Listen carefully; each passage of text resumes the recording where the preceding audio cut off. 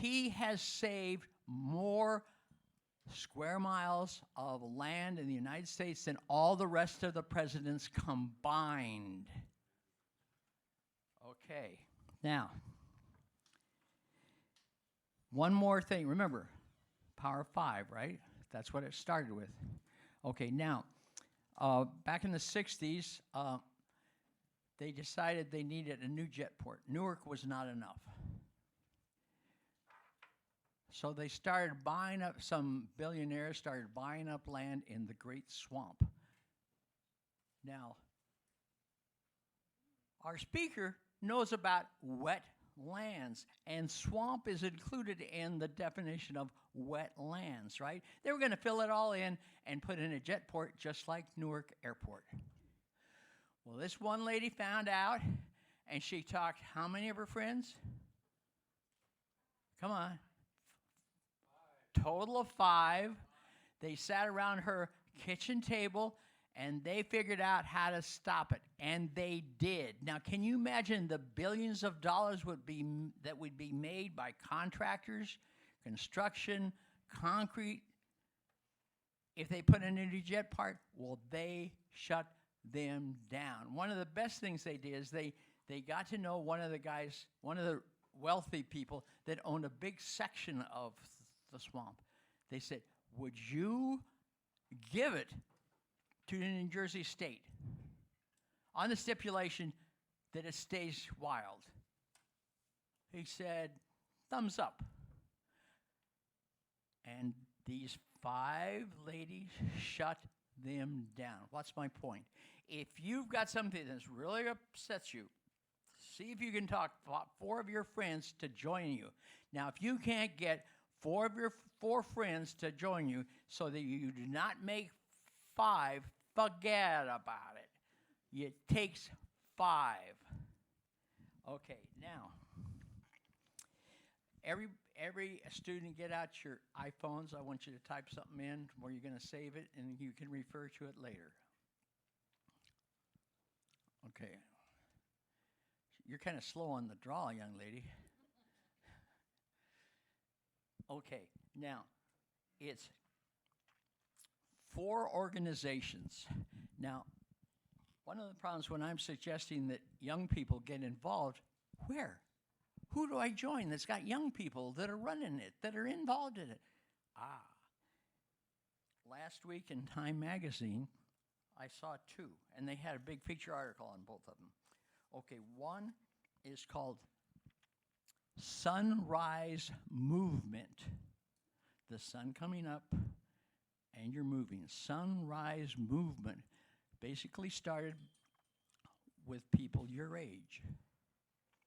The next one is called Earth Species. Good into biology, good into save. There's a lot of species that need saving, and this sounds like a really good thing that you might be able to get involved in. Another one is called 314 Action. How many, don't say it out loud, how many of you know what 3.14 stands for? It's even got its own Greek letter.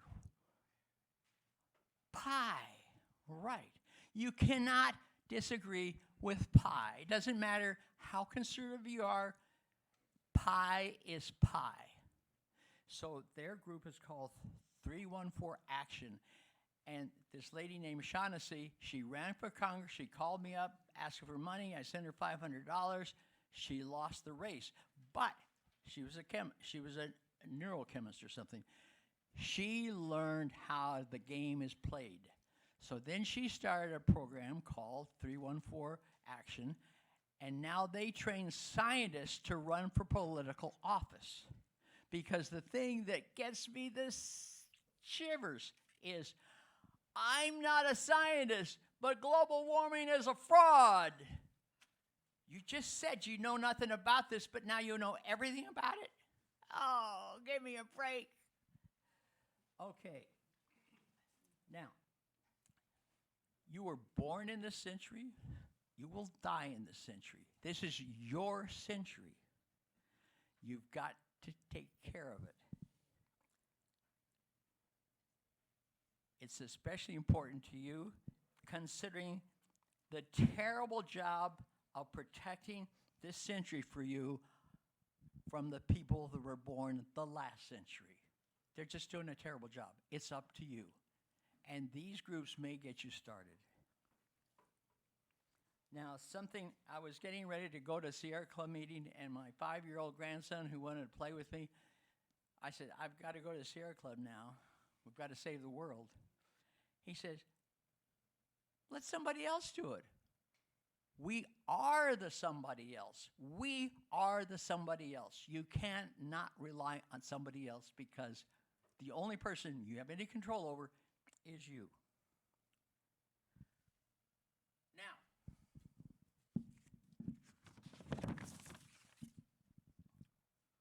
Welcome to the first semester. Welcome to the first Science Mondays program of the semester. The Sierra Club is proud to host a series of monthly environmental lectures in partnership with Brookdale Community College. Tonight's speaker is Susan Lockwood from the New Jersey Department of Environmental Protection. Mrs. Lockwood's talk is titled Wetlands and You, Perfect Together.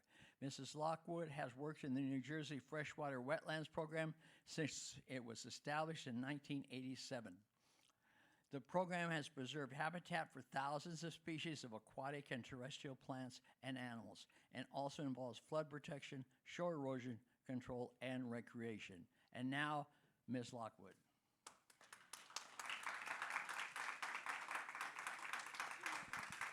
You want this or the other thing? I'll take this. That's mine. That's yours. We don't want to steal that. Thank you. That was a great introduction, and I 100% agree with everything he said. My degree actually is in wildlife management. I got involved because of the first Earth Day. I was a teenager when the first Earth Day happened, and I couldn't believe, it was all about all about climate change and all about all these things that were going to happen in our lifetime. And I recently went back and read, there was a book called the Environmental Guide or whatever, and I actually found it at my parents' house, and I went back and reread it, and it was really scary because everything in that book is happening, and we haven't addressed it. So hopefully the next generation's going to be better at this than we were. We knew the problem, we knew it was coming, we wrote about it, and then we kind of didn't do what we should have done. Tonight, though, I'm going to talk about wetlands. As my intro said, I've been in the wetlands program since it began. I actually was doing similar work before there was a wetlands program. I called my program Wetlands and You Perfect Together. For those who are old enough to remember Governor Kane, who was the governor who passed the Freshwater Wetlands Protection Act, that was the slogan, the tourist slogan that they had. It was New Jersey and You Perfect Together, so it seemed appropriate to call this talk that. Now, let me see if I'm going to figure out how to do this, because I don't know. Well, there we go. Okay, so what is a wetland? You can look at basically the technical definition, which is an area that's inundated or saturated by surface water or groundwater at a frequency and duration sufficient to support, and that under normal circumstances does support a prevalence of vegetation known as hydrophytic vegetation. That's a mouthful. There are 3 things in there that we'll talk about a little more about. But in more generic terms, the wetland is basically a transitional area between dry land and water. And the value of a wetland is not, it's more valuable when it's not super saturated. You can think of when we go out and we talk to the little kids, we tell them that a wetland is like a sponge. It's an open area that has the capacity to hold water. And it's important because it holds water. For example, in a storm like this, it actually holds some of the water back so it doesn't run off quite as quickly. So, so why do we protect wetlands? I actually, despite the fact that I was invited here to talk about wetlands, so most of you probably care or want to care about wetlands, I am always reminded of a talk I gave years ago to municipal construction officials, and I was talking about, how people get permits and mitigation and replacing wetlands and whatever, and I don't know how far I was into the talk. I was well into the talk when one of the guys raised his hand and said, like, why do I care? Like, why are we having this conversation? And I thought, whoa, okay, rewind. Let's start at the beginning. Why are wetlands important? Why do we want to protect them? Again, because they protect and preserve our drinking water. That in-between stage basically collects nutrients and runoff and cleans it before it gets to the water. It comes off the land, hits the wetland, things come out, and then it goes on into the water system. Natural flood and storm damage protection, really important. That's why the irony a lot of times is when we're doing a flood protection project, a lot of times flood protection projects mean building walls and filling wetlands, and I just can't get past that. That's a typical Army Corps project. We build a wall and we fill the wetlands. And I just, to my mind, makes no sense, but people like walls. It makes them feel safe, so we tend to do it that way. Again, maintain critical base flow to surface water. What does that mean? As I said, especially now that we are having periods of drought, bad drought, and then we have rain, then we have drought. I mean, on a day like today, you can't imagine that we're having drought. But basically, the wetlands hold water, and then when we are in a drier period, they release that water back into the system, back into the ground, back into the surface water, so it helps maintain water, our critical base flow in our surface waters. Again, retard soil erosion. Water runs off the land, it hits the wetland, it slows down. As a result, it doesn't erode as seriously as it would if that wetland wasn't there. The shore is a great example. All that terrible shore erosion that we get, a lot of times the way to fix that is to try and get dune vegetation out there to basically hold on to the land so it doesn't erode away. And then it is, again, because a wetland is between, it's not water, it's not land, it's an in-between kind of thing. It has essential breeding, spawning, nesting, and wintering habitats for native, migratory, and endangered and threatened species. So wetlands are a pretty cool place because it has animals that live, the animals may live in the upland, the animals may live in the water, and the animal may live in the wetland. So it can have a multitude of species because they use any or all of those three different features in the landscape. Oops, sorry about that. Okay, so now we kind of know why they're important. What has New Jersey done over the years to try and protect wetlands? So I mentioned that I kind of got into environmental issues because I was around for the first Earth Day and I was a teenager. In 1970, New Jersey, the first Earth Day happened, and the New Jersey DEP was created that year. They used to do environmental protection. I think it was in, I forget what department it was in, but it wasn't its own department. So it became its own department in 1970. And the same year, the Wetlands Act of 1970 was passed in New Jersey, and that law protected coastal wetlands. There was a definition of a coastal wetland. There was a whole list of the plants that you would find in a coastal wetland.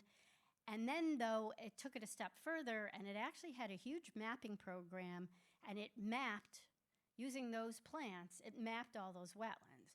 So they had a whole series of maps, and coastal wetlands that were on those maps received the protection of that law. In 1972, then, we had the Federal Clean Water Act and the Federal Coastal Zone Management Act. Those all applied in New Jersey. And then in 1973, we had the New Jersey Coastal Area Facility Review Act. That law talked about was all about the coast. And as you can see, most of these state things, the first go round in the state, we did a lot on the coast. Maybe because that's where tourism was, and also maybe because that's where development pressure might have been. So we did a lot of coastal protection in those early years. Later in the 70s, we had the Pinelands Preservation Act. And then, more important for this discussion, the section of the Federal Clean Water Act, which is also called Section 404, that was put into effect in 1977. And that was the provision that started to talk about protecting wetlands. Let me see. Okay. So, as I said, as you go through this, New Jersey was doing a lot on coastal wetlands, but not so much on freshwater. When the Section 404 came along, the federal government had to pick an agency to oversee that program. The EPA was created in 1970. However, when the Clean Water Act came out, I always thought it was amazing because the Clean Water Act came out under a Republican governor, and it's like, or a Republican president, I should say. And it's like, you know, these days something like that would never happen. But it was a compromise at the time. And so there was concern that if they put EPA in charge of the Clean Water Act, that they might actually protect something. So they put the Army Corps in charge of the Clean Water Act. The Army Corps was known at that time for all of the projects that they did, actually kind of draining like the swamps down in Florida, public, walls, building walls. I mean, that's the kind of projects they did. But they put the Army Corps, so they put the Army Corps in charge of the Clean Water Act, implementing the protections for freshwater wetlands. And then, just to add to it for our purposes, the Army Corps has 47 district offices. Now think about that. There's 50 states plus Puerto Rico that's all fall under the Clean Water Act, but there are 47 Army Corps offices. So guess what state is among those who does not have an Army Corps office? And the answer would be New Jersey. We do not have an Army Corps office dedicated to the state of New Jersey. Instead, New Jersey is split down the middle from north to south, and the eastern part of the state is overseen by the New York City Army Corps of Engineers, and the western part of the state is overseen by the Philadelphia Army Corps of Engineers. And that doesn't mean we're all they oversee. The New York district also oversees towns in New York. And the Philadelphia district has a bunch of responsibilities in the state of Pennsylvania. So New Jersey did not have a lot of attention, and New Jersey was in the 70s and the 80s, and it's calmed down a little, but not necessarily. We always had a lot of development potential. So folks like you were watching what was going on in the state, and they were saying, oh my God, people are filling wetlands left and right. It's not a good thing. And where the heck's the Army Corps? And the most developed parts of the state, which were the northeastern parts, and I don't know if it came down this far, but in the northeast, that's where all the pressure was for development, and development was happening at a very rapid pace, and that was under the jurisdiction of the New York Corps. And, I, not in a nice way, used to say that the New York Corps used to regulate New Jersey with binoculars from the top of their building. They'd look out over and they're like, yeah, I think that's New Jersey over there. I don't see anything going on. It's okay. So there were a lot of violations. There were a lot of big wetland fills. So again, grassroots got together and said, we need a state law because we're not getting the attention we deserve from the federal law. So we had the sponsor of the bill back in the day. Her name was Maureen Ogden. She got another sponsor in the other house, and everything was going along well. It looked like we were going to have a wetlands law. And then then the builders weighed in and they got to people evidently, and before you know it, everything was tied up and nothing was moving. And it looked like this law was going to die and it wasn't going to get out. It wasn't going to get out of the legislature. So Governor Kane, who I mentioned at the beginning, did something unprecedented. He basically said he was declaring a moratorium on building in the wetlands. So on June, I think it was June 8th, this article is dated June 10th, on June 8th of 1987, he said, I'm afraid this isn't going well, nothing's happening. So he said, we're going to have a moratorium. No one can build in the wetlands until we have a law overseeing what's going on out there in New Jersey. Well, that sounds great, right? Well, the only problem was, or not problem, and maybe it was intentional, is most people don't know if they're building in the wetlands or not. So in essence, by putting this moratorium on building in the wetlands, he put a building moratorium on the state of New Jersey, because everyone was afraid to move because they were afraid they might be building in the wetlands because they didn't know, whether they were or they weren't. So there was a building moratorium and there was no building happening once he put that moratorium on. So, surprise, surprise. Let's see here. Up. There we go. 1987. As I said, I should have put the date on there. He put the moratorium on June 8th. The law was passed July 1st of 1987. So we had a wetlands law specific to the state of New Jersey. I won't say problem, they gave the Department of Environmental Protection 1 year to come up with regulations. So to some degree, that was, we learned later, not a good thing, because between 1987, July 1st, 1987, and July 1st, 1988, when those regulations came out, there was a huge building boom because everybody ran out as fast as they could to try and get in before these regulations came out. Later legislation, like the Highlands Act that happened in the 2000s, they never did it that way again because they really didn't want to cause like a building boom. So the Highlands Act, when it came out, was like immediately effective. But this one, there was a year to let the department put regulations together. And then the Freshwater Wetlands Protection Act, which we'll get into a little more in a moment, actually protects not only wetlands, but it protects transition areas or buffers as well. So because that was another big chunk of the law, it ended up that they give us a year to do the wetland provisions and then an extra year to do the buffer, the transition area provisions. And then the last item on there, which we may or may not talk more about, is in order to get the law passed, remember I said it stopped because the builders were afraid that they didn't want to be regulated. Not only did they not want to be regulated, they said, well, oh my gosh, the Army Corps is going to be regulating us, and now New Jersey is going to be regulating us at the same time. So that's two entities regulating us, and that's like too much. So one of the compromises that they put in the law is there's a provision in the state law that says that New Jersey, once it got its program up and running, there's a little used provision of the Clean Water Act that says if a state has a good wetland program, it can submit its program to EPA, and it can ask to run its program in place of the federal program.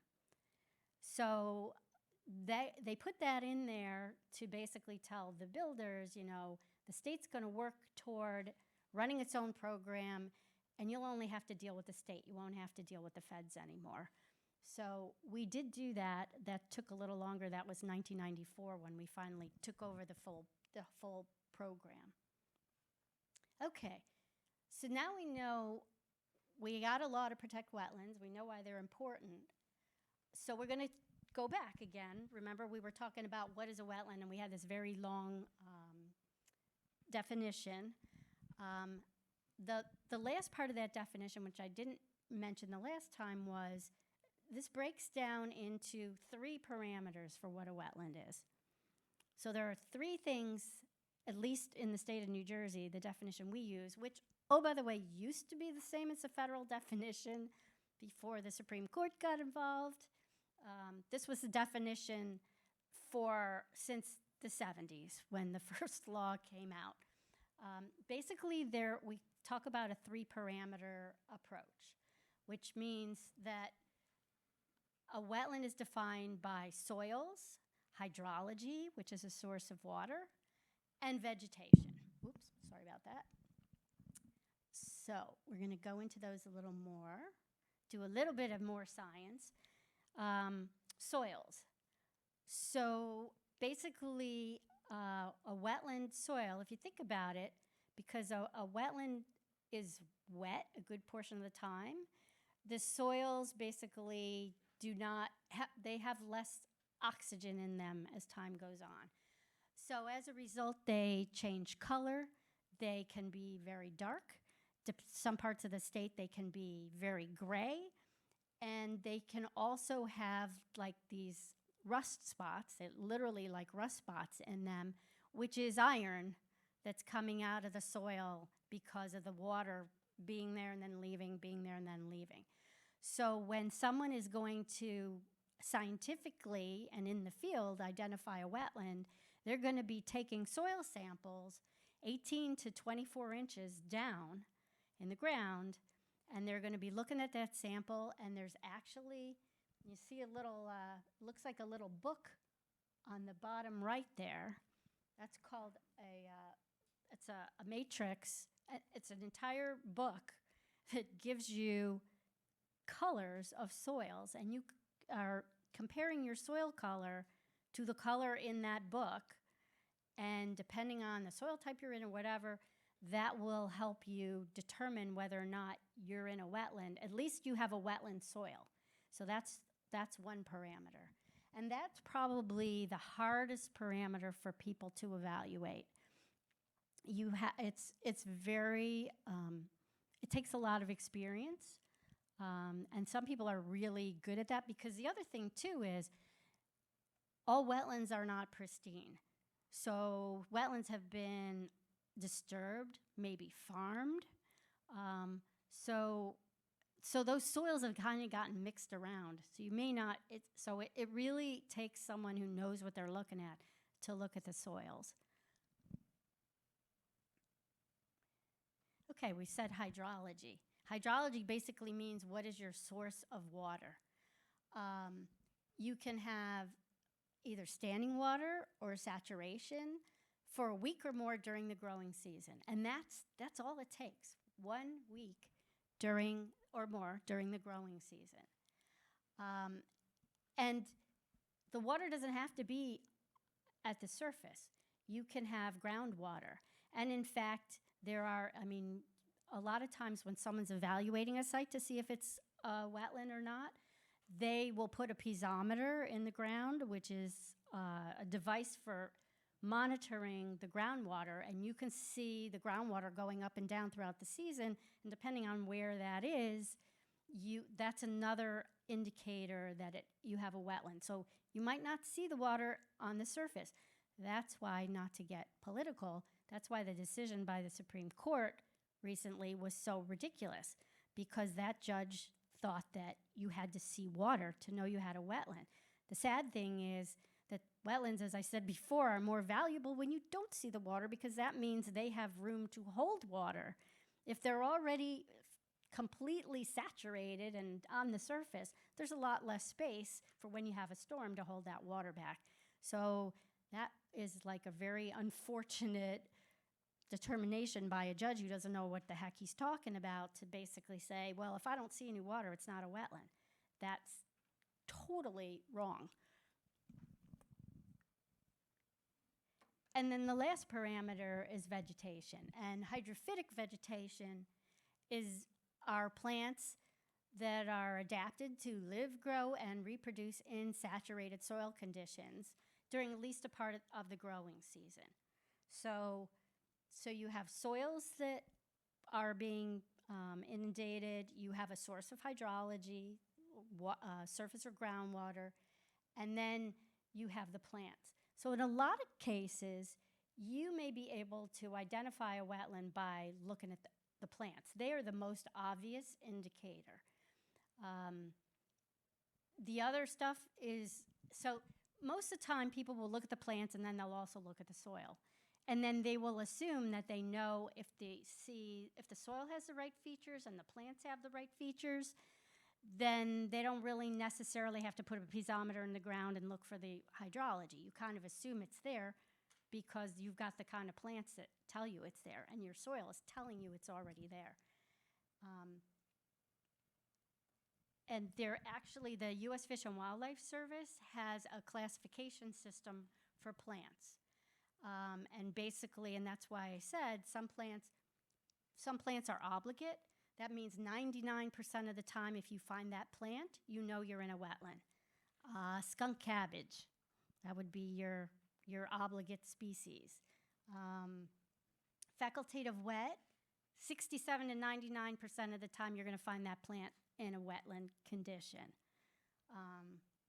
Facultative, that one's like the kind of the 50-50 one. You can find it on dry land, you can find it in wetlands.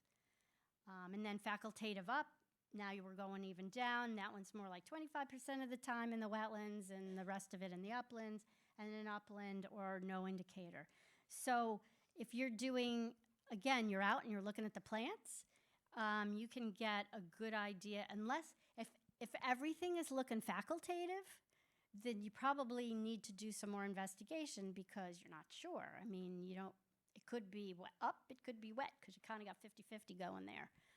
So then you want to do more of your investigation into the soil and the hydrology and all of that.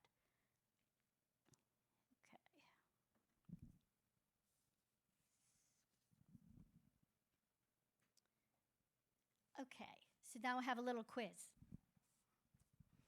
So here are pictures of 3 different areas. Which of these do you think is a wetland? Who thinks A is a wetland? You can raise your hand. Think A is a wetland? We got some people thinking it's a wetland? Okay. How about B? You think B is a wetland? Okay. And C? Okay. And it was a trick because they're all wetlands. They're all just different kinds with different features to them. A is what, again, I think A is what our Supreme Court judge was looking for. It's got water. But if you look along the edge, that vegetation, that's hydrophytic vegetation along the edge. So the only thing there is not just that pond. There is wetland vegetation along the rim of that pond. Letter B, that's a good one because, again, you can see the plants. It looks like we have some juncus in there, the sedges. What often fools people is there are definitely forested wetlands. Now, I know if anyone's been to Florida and you see the cypress trees, you know there's forests down there, but we have forested wetlands. I remember years ago I was on the planning board, and a gentleman came in and he was doing a delineation for someone who wanted a subdivision. And I have to be careful. I can't have a conflict of interest and telling people what my job is at DEP. But he was presenting this information and, telling us what he was doing with this. And he had not, he had done his own sort of investigation. And he didn't think he had wetlands on this site. And I said to him, well, because I'm looking and I'm thinking, I'm seeing hydrophytic vegetation in your pictures. And I said to him, what leads you to believe you don't have wetlands there? And he said, oh, because it's forested. And I was like, not right. There are definitely forested wetlands. They are very valuable in the same way that other forests are valuable. So we definitely have forested wetlands. So that's letter B. And then letter C is, again, may have been, I don't know if that was a straightened border course or what that was, but definitely have vegetation along both sides with a little waterway in the center. So all of those are wetlands. Okay. And so just briefly, too, going back to what the state law does, New Jersey's law is actually really unique because not only do we protect the wetlands, but we protect a buffer, which they called a transition area to those wetlands.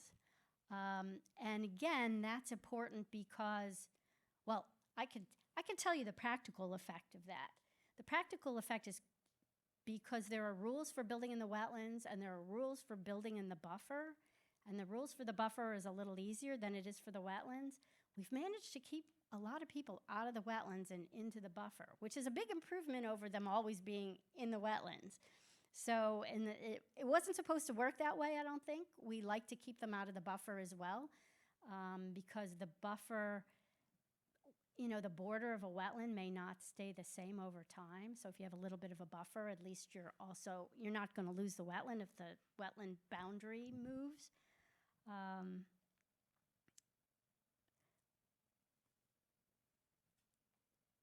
So tied to the buffer and the transition area is a classification system. So wetlands in New Jersey are classified based on, it's a pretty simple classification, but it is a classification. Exceptional resource value wetlands are wetlands that have threatened or endangered species in them or that are adjacent to certain categories of like trout production waters. So trout production waters and trout waters are some of the cleanest waters in the state. And then exceptional endangered and threatened species are obviously species that we try to protect. And so if the wetland has one of those features, it's classified as exceptional and it gets a 150-foot buffer automatically. Then we're going to skip to ordinary. Ordinary resource wetlands are ditches, swales that are excavated in the uplands, man-made detention facilities, or small areas like less than 5,000 square feet that are surrounded by development. They may still have meet the three-parameter approach, but they're a little less valuable at that point, so they're considered ordinary, and they get no buffer whatsoever, 0 buffer on those. And then our intermediate resource value wetlands are everything else. So there's no definition of that other than it's not exceptional and it's not ordinary. They get the 50-foot buffer. I can tell you, I would say probably, 80% or 85% of the wetlands in New Jersey are intermediate. You may have about 10% that are exceptional and like 5% then that are ordinary. Okay. So, I know that, and I keep bumping that, I'm sorry. Some of you had an interest in I'm seeing something in my neighborhood and I'm concerned that, somebody might be doing something in the wetlands or somebody's anticipating doing something. I'm afraid there might be wetlands there. I'm not a wetland scientist. I am, but you're not a wetland scientist. You don't know, what can you do? Where do you go? What can you look into? So our department has a really, really good mapping tools. I can tell you that I am not a techie. I'm probably too old to be a techie. So I am not, I don't know a lot about, the mapping and that kind of thing, but I can tell you that this web system that we have is actually pretty user-friendly. I kind of feel like if I could figure it out, you can figure it out. And you could probably figure it out way easier than I can because you've been using map sources for way longer than I have. We have basically, it's geographic information system applications. This is sort of the main page. You go to the screen, you can select, generally everything is in here by block and lot. You can also look by street. I think you can actually put a street address in here as well, block and lot or street address. And then you can pick what layers you want to look at. And there are all kinds of layers that you can see. There are actually is a wetland layer. There's a wetland layer, there's stream layers. I'll show you a couple more of those. Endangered threatened species layers. So you can pick the layers you want to look at. Forest layers. There's all kinds of aerial photographs on there. You can put the aerial photos on. You pick your location, and then you can turn on and turn off different layers and take a look at a site and see what you can see. And I can tell you our staff uses that as sort of their first cut when they're trying to figure out what's out on a site somewhere. And they would do that as well, even though they're going to go out in the field and actually look at it. This gives them an idea of maybe where to look when they're out there. So it's a pretty good system, and as I said, I never knew how to use these things, and I've been learning, and it's pretty easy. And folks who have been used to doing this stuff, you probably have no problem whatsoever using it. This is another layer that I wanted to show you because remember we were talking about resource classification, and we were saying, like exceptional is wetlands that are adjacent to certain streams that are trout streams. You can actually put this as a stream layer so you can see what it looks like. There's all different codes for all different, what you can find. Category 1, which is really pristine water. You can find trout waters on there. You can find, all kinds of information. And again, this isn't showing you a block and lot, but you can actually get your block and lot and then go put this on. Or you can just look at the aerial. First you put the aerial on, you can see the stream on there, then you put this on and you can figure out what the classification is. I can tell you, I was mentioning that we were fighting a big pipeline that was supposed to go through my town. My town has all really pristine waterways. And we were using these tools to keep coming back with, like, we have this problem and there's this problem and there's this issue, and to write up, all of our rebuttals to why they should not be putting a pipeline through these parts of our town. So the information is really useful and usable. I should say one thing. If you put the wetland layer on, you can look at that, but unlike the coastal wetland law, which bases regulation off a map, the freshwater wetlands law says that you need to have an on-the-ground determination of whether you have wetlands or not. So if you put one of these maps on and you see wetlands, then, like, if you're let's say you're the developer and you're getting some preliminary information. If they find wetlands on a map like that, then they need to hire someone to go out and actually get on the ground and identify the wetlands for them so they know really where they are. If they don't find wetlands, but they see wetlands nearby, I would still say they need to go out and get on the ground, because the maps are not intended to be regulatory. So you can't say, oh, I see it on the map, it's definitely a wetland, or I don't see it on the map. The wetlands next door, it's not here. I would still look. If there's nothing for miles, well, then maybe you don't need to worry about that. But our maps have never been, again, I guess because the coastal law did it with the mapping, and the mapping it was really hard to keep that mapping updated. The freshwater wetlands law does not do it that way. So you really need, so now you think maybe somebody has wetlands on their site. So now what? And if they absolutely, like they're trying to plan development or whatever, then they need to get what we call a letter of interpretation.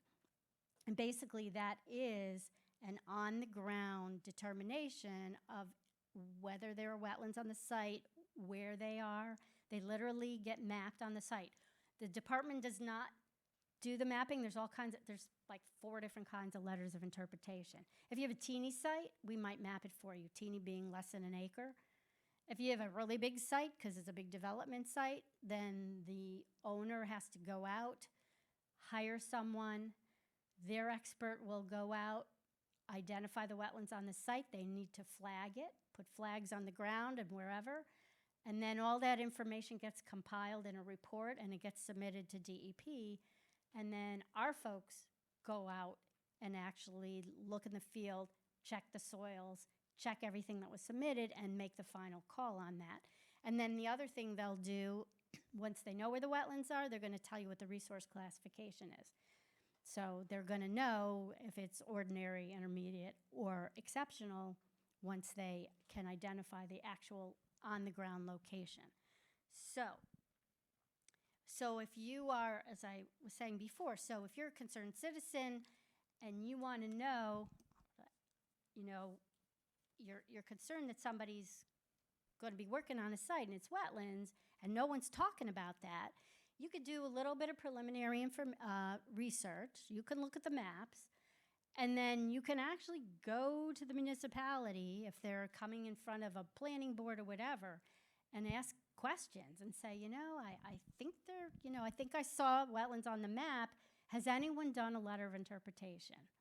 Some towns, mine, in fact, if there's any question, my town actually has right on their checklist that you need to come in with a letter of interpretation.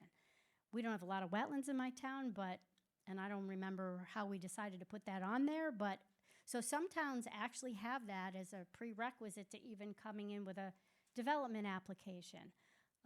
Others may, as you say, during the planning board process, if there are issues like the one I was sort of relaying without saying, I couldn't tell the guy, and the guy was saying, oh, I'm sure it's not wetlands. And he was like, well, I think it might be, but it might not be. And I think in that case, we gently nudge them toward, you need to get a letter of interpretation. And oh, by the way, well, that was the other thing. He said it was also, he was planning development within up to like 50 feet of the wetland that he said couldn't really be more than that because it was forested. And I kept saying, like forested wetland, a lot of forested wetlands are exceptional. That's, as I mentioned before, we don't have a lot of forested wetlands, so there's a lot of animals that live in those wetlands. So when he got his letter of interpretation, he was very upset to find that not only was his line maybe not perfect, but it was exceptional, and he had a 150-foot buffer, and now his whole development was, and he had to start over again, which I was trying to gently suggest to him without saying, like, you're off base. So, okay. So I showed you can find sort of the stream information with a layer. I'm going to talk about endangered and threatened species kind of briefly, but also because they're kind of fun and everyone likes to know more about them. So again, remember that I mentioned that exceptional resource value can be wetlands that have endangered or threatened species in them. There is also a layer called the landscape layer that you can put on when you're looking at our maps. The landscape layer has different regions. You can see each one of those different colors is a different region.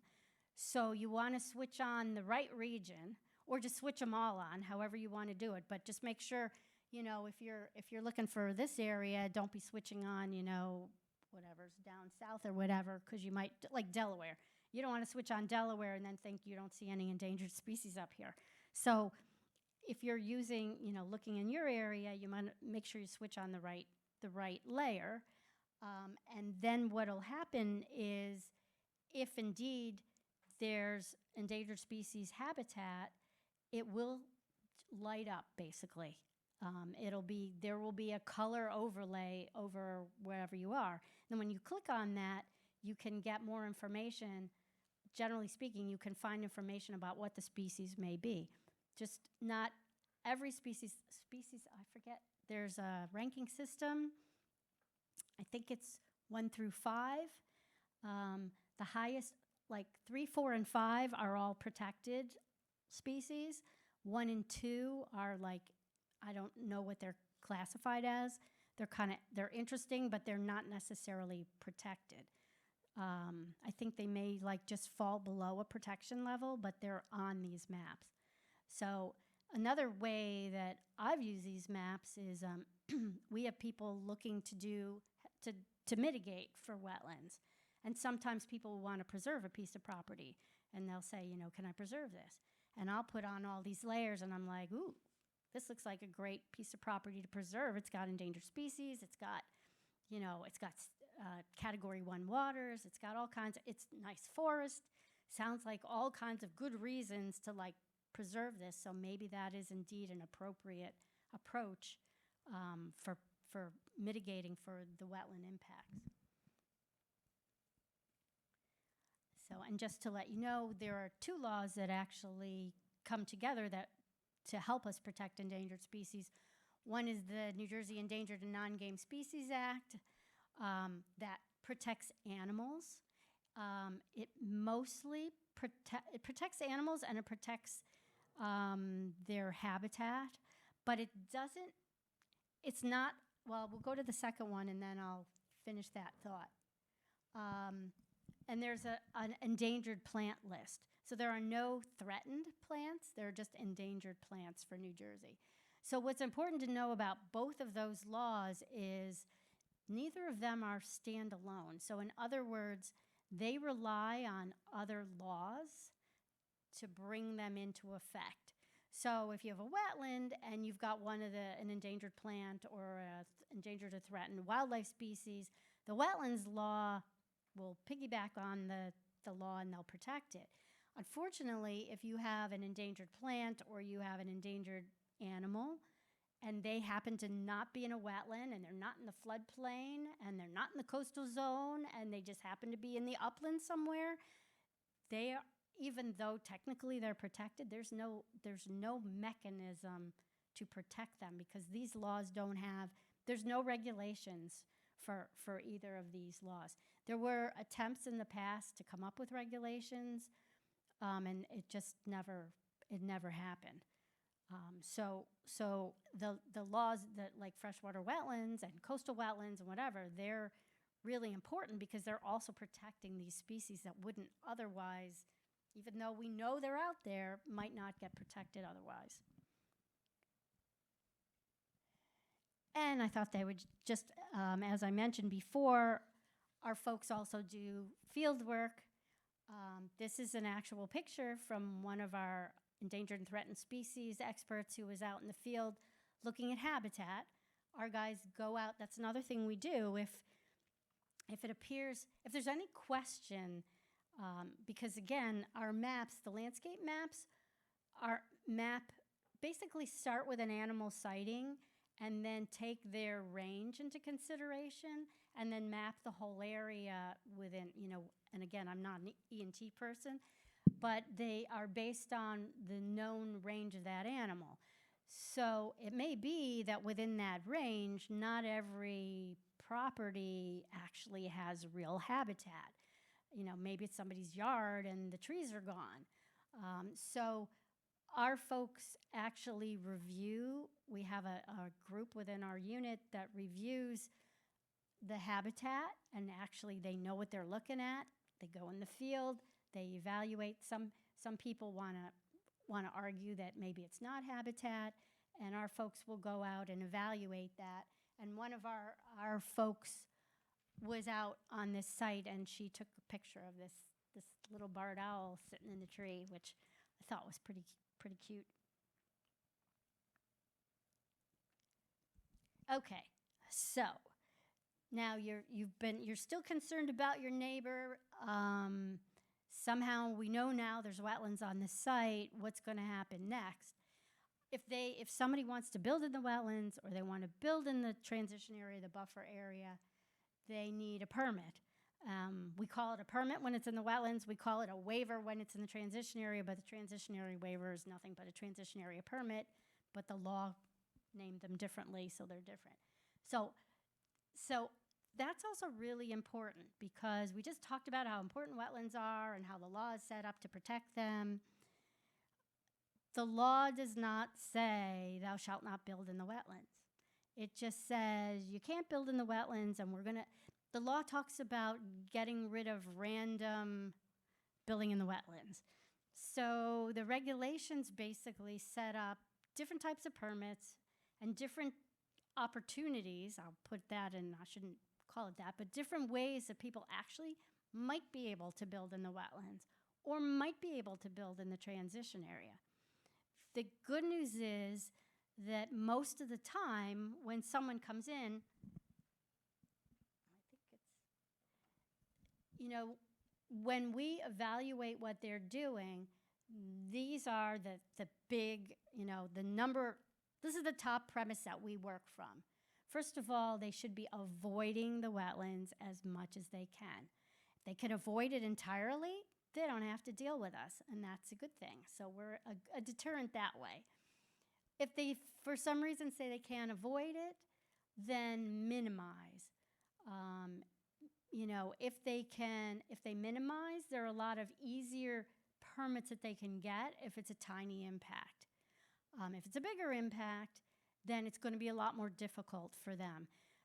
And then finally, if we agree through the permitting process that they've avoided, they've minimized, and we're going to give them a permit, they still may have to mitigate, which means taking an action to actually replace the resource that they're going to be allowed to destroy, in essence.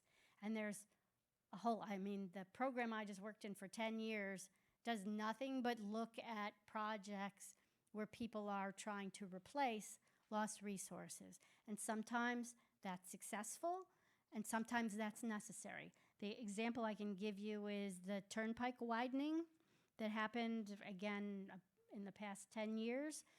I forget how many acres, a lot of acres of wetlands were lost in the turnpike widening. Again, the turnpike was already there. It's not like you could tell them to go build it somewhere else. They were expanding it. There were a lot of wetlands in that area. So they minimized as much as they could. They couldn't avoid. But they ended up doing 10 different mitigation projects in various locations along the stretch of turnpike. And I think in the end, again, I don't remember what the impact was, but I think by the time they were done, there was well over 100 acres of mitigated wetlands that were either preserved, protected, enhanced, replanted, restored back into the system to be protected then in perpetuity. So that's, again, you don't want to get to that point, but when you do, and that's not easy to do and it's not cheap, so that's yet kind of another deterrent. If people know that they're going to have to replace the resource, then they hopefully will not have as big an impact. So let's see. Let me see where I am. Okay. I was just going to briefly touch on some of the other laws that may affect wetlands in New Jersey or may affect water areas. We already talked about the Wetlands Act of 1970. Again, as I said, that's much older, and it was aimed at tidal wetlands and tidal waterways because of the coastal development that they were already aware of back that long ago. And those wetlands are only protected if they're on a map.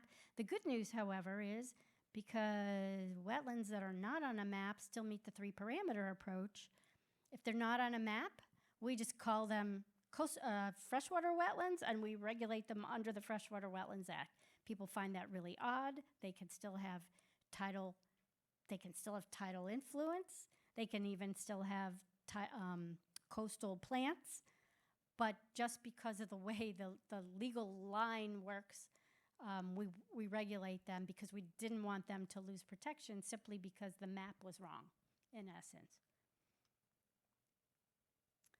And then the Flood Hazard Area Control Act, it's actually a much, much older law. It was actually, again, to show you how maybe progressive New Jersey has been over the years. This law was enacted in 1929. At that time, it was really, it maybe had something to do with FEMA. I don't know what year Federal Emergency Management started, but in those years it was to protect people from flooding and people and structures from flooding.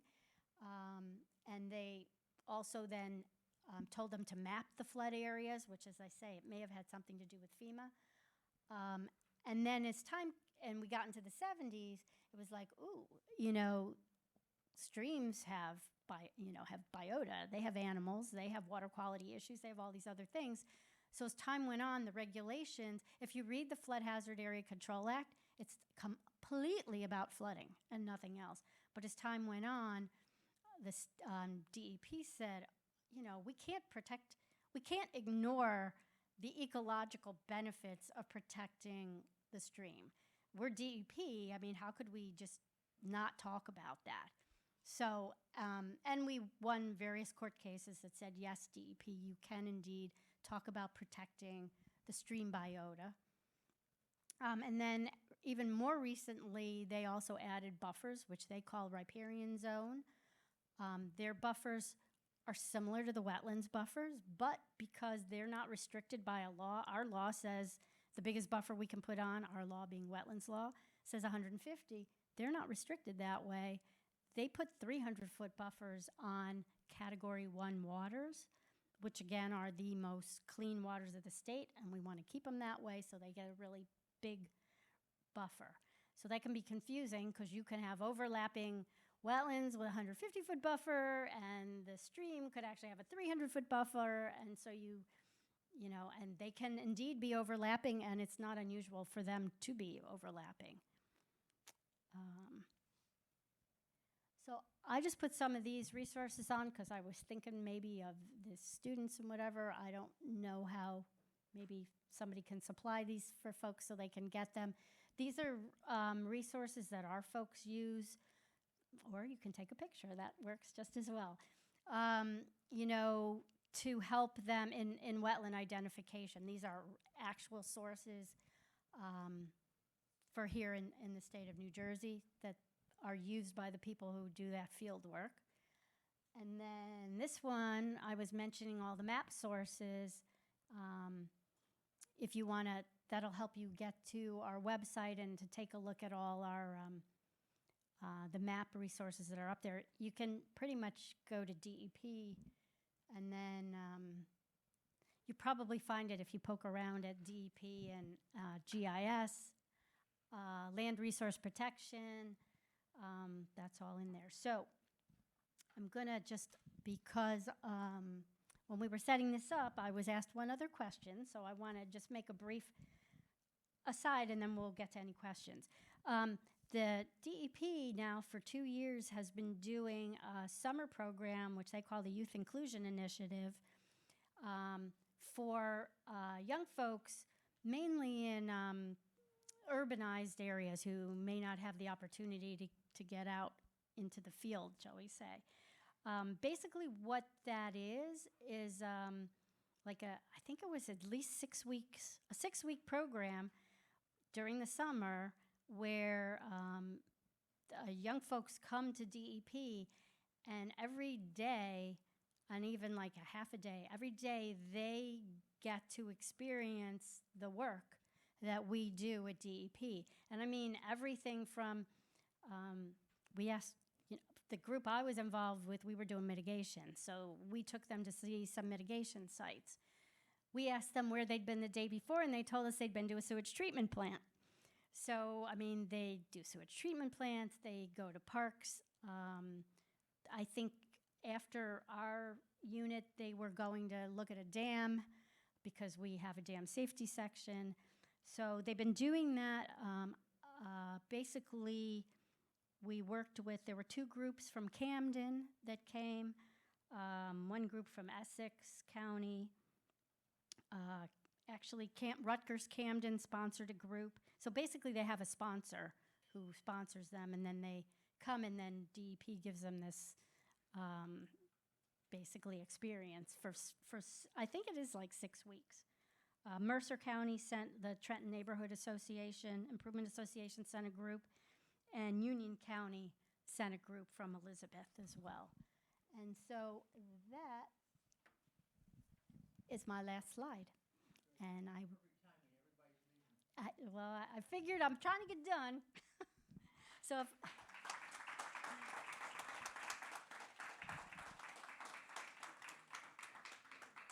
anyone has any questions, I'm happy to answer anything if I haven't. I tried to mix it up a bit, give you a little of everything. Try not to. Anything? Yes, sir.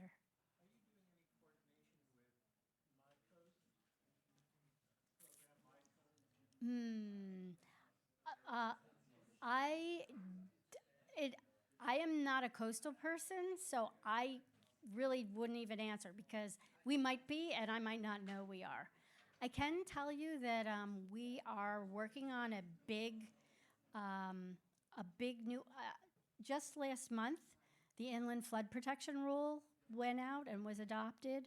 That was to try and address. Again, we've been talking about inland flooding. Um, so that rule went out and actually was adopted last month. Well, actually, now it's July. It was adopted in July. We are doing a bigger package of regulations that are supposed to address now the coastal areas.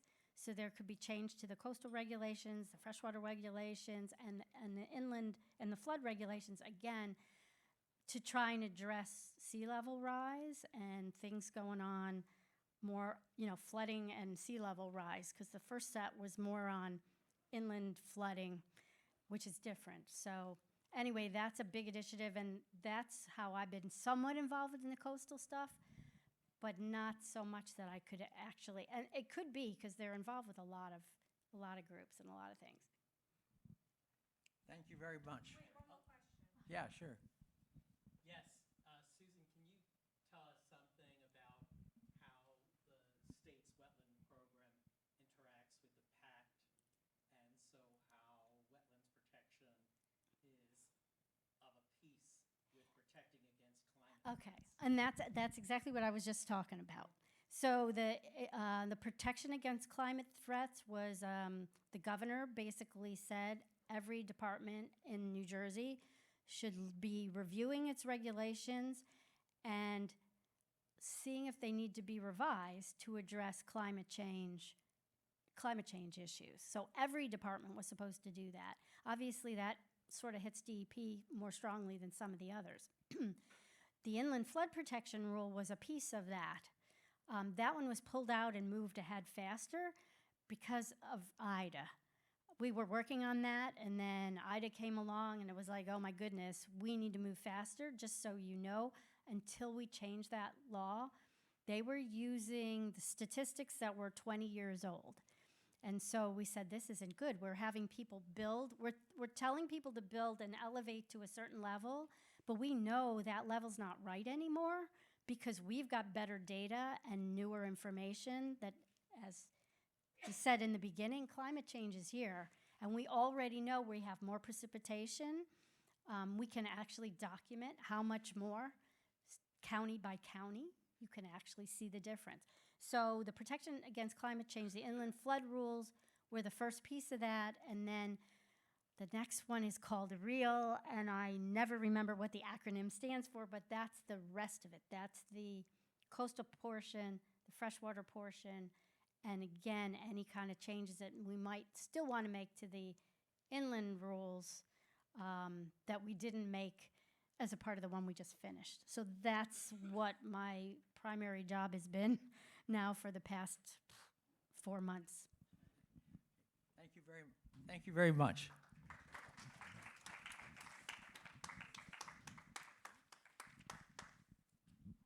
Thank you, everybody, for joining us today and for joining us to hear from somebody who has really devoted years and decades, more than almost anyone, to the service of New Jersey and to help protect the environment for all of your future.